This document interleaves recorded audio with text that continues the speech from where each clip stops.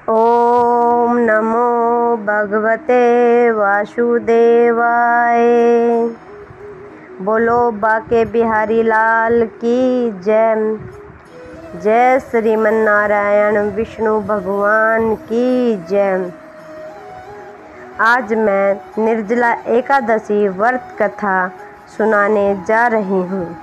आशा करती हूँ आप ध्यान से सुनोगे। भीमसेन व्यास जी से कहने लगे कि हे महापितामह, भ्राता युधिष्ठिर, माता कुंती, द्रौपदी और अर्जुन, नकुल, सहदेव आदि सब एकादशी का व्रत करने को कहते हैं, परंतु महाराज मैं उनसे कहता हूँ, भाई मैं भगवान की भक्ति पूजा आदि तो कर सकता हूँ, दान भी दे सकता हूँ, परंतु भोजन के बिना कभी नहीं रह सकता।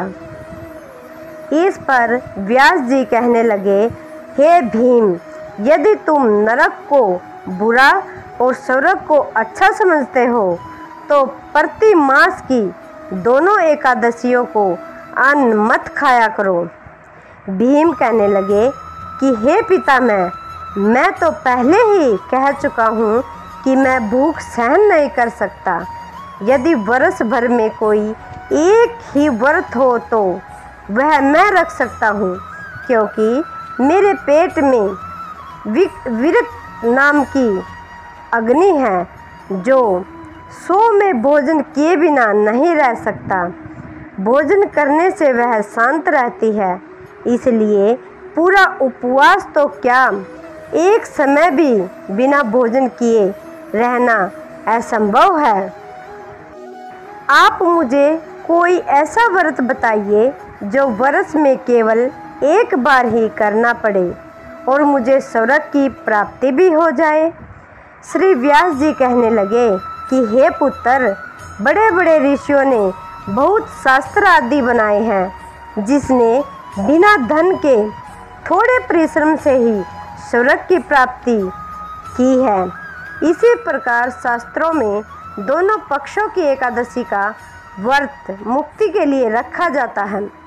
व्यास जी के वचन सुनकर भीम नरक में जाने के नाम से भयभीत हो गए और कांपकर कहने लगे, अब क्या करूं?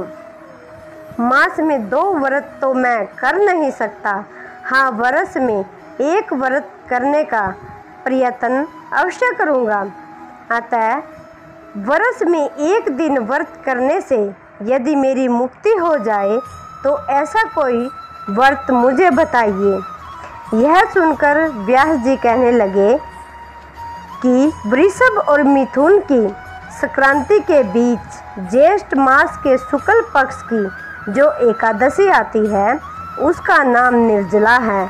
तुम उस एकादशी का व्रत करो। इस एकादशी के व्रत में स्नान और आचमन के सिवा जल वर्जित है। आचमन में 6 मासे से अधिक जल नहीं होना चाहिए, अन्यथा वह मदपान के सदृश हो जाता है। इस दिन भोजन नहीं करना चाहिए, क्योंकि भोजन करने से व्रत नष्ट हो जाता है। यदि एकादशी को सूर्योदय से लेकर द्वादशी के सूर्योदय तक जल ग्रहण न करे तो उसे सारी एकादशियों के व्रत का फल प्राप्त होता है। द्वादशी को सूर्योदय से पहले उठकर स्नान आदि करके ब्राह्मणों को दान आदि देना चाहिए। उसके बाद भूखे और सतपात्र ब्राह्मण को भोजन कराकर फिर आप भोजन करना चाहिए। इसका फल पूरे वर्ष की एकादशियों के बराबर होता है। व्यास जी कहने लगे कि हे भीम, यह मुझको स्वयं भगवान ने बताया है। इस एकादशी का पुण्य समस्त तीर्थों और दानों से अधिक है। केवल एक दिन मनुष्य निर्जला रहने से पापों से मुक्ति पा सकता है। जो मनुष्य निर्जला एकादशी का व्रत करते हैं उनकी मृत्यु के समान यमदूत आकर नहीं घेरते।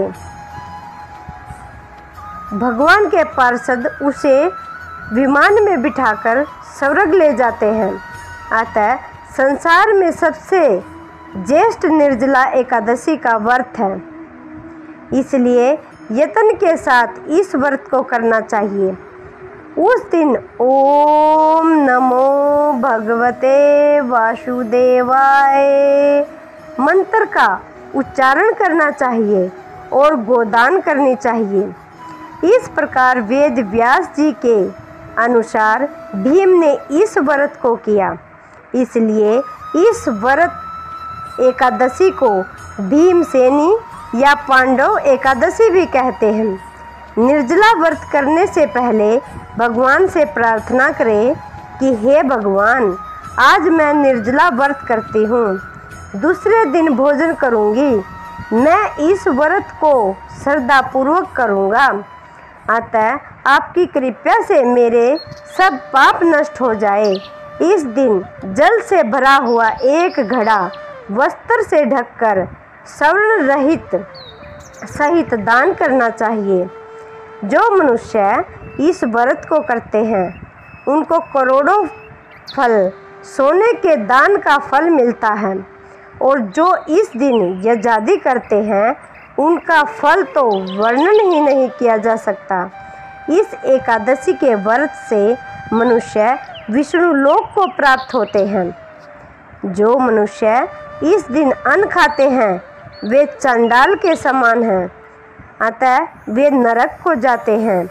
जिसने निर्जला एकादशी का व्रत किया है वह चाहे ब्रह्म हत्यारा हो, मद्यपान करता हो, चोरी की हो या गुरु के साथ द्वेष किया हो, मगर इस व्रत के प्रभाव से स्वर्ग की प्राप्ति हो जाता है। हे कुंती पुत्र, जो पुरुष या स्त्री श्रद्धापूर्वक इस व्रत को करते हैं उन्हें अगर लिखित कर्म करने चाहिए। प्रथम भगवान का पूजन, फिर गोदान, ब्राह्मणों को मिष्ठान व दक्षिणा देनी चाहिए तथा जल से भरे कलश का दान अवश्य करना चाहिए। निर्जला के दिन अन्न, वस्त्र, जूती आदि का दान करना चाहिए। जो मनुष्य भक्तिपूर्वक इस कथा को पढ़ते या सुनते हैं उन्हें निश्चित ही स्वर्ग की प्राप्ति होती है। आज ये कथा यहीं पर समाप्त होती है। ओम नमो भगवते वासुदेवाय नमः। जो पढ़े उसका भला, जो पढ़ाए उसका भी भला। ओम नमो भगवते वासुदेवाय। ऐसी धार्मिक कथाएं सुनने के लिए चैनल को सब्सक्राइब करें और वीडियो को लाइक करें। अगर वीडियो पर पहली बार आए हैं तो चैनल को सब्सक्राइब करें। आपको यह कथा कैसी लगी कमेंट बॉक्स में ज़रूर बताना। राधे राधे। और निर्जला एकादशी के महत्व को जानना चाहते हैं तो प्लेलिस्ट में जाकर ज़रूर देखें।